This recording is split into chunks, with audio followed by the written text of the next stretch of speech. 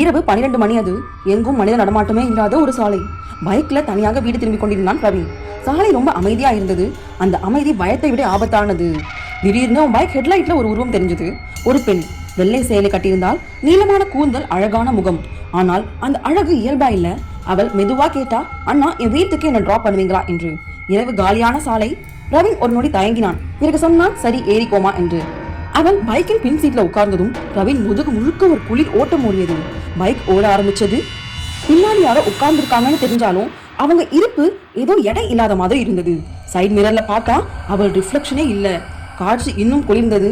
அவள் ஒரு வார்த்தையும் பேசல. சில நிமிஷம் கழிச்சு அவள் மெதுவாக சொன்னா, இங்க நிறுத்துங்க என்று.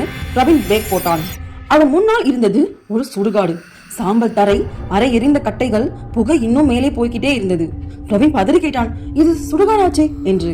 அவள் அவன் காதருகே சாய்ந்து மெதுவா சொன்னா, இதுதான் என் வீடு என்று.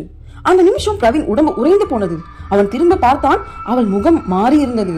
கருப்பு கண்கள், இயல்பில்லாத சிரிப்பு, வளைந்த கழுத்து. பிரவீன் துள்ளி இறங்கி பைக் ஸ்டார்ட் பண்ண முயற்சி செய்தான். ஒரு கிக் பண்ணா, இன்னொரு கிக் பண்ணா. பைக் ஸ்டார்ட் ஆகவே இல்லை. அப்போ திடீர்னு சுடுகாடு முழுக்க ஒரு குளிர்ந்த காற்று அடிச்சது. அவன் பின்னால யாரோ நின்றிருக்கிற மாதிரி ஒரு உணர்வு இருந்தது.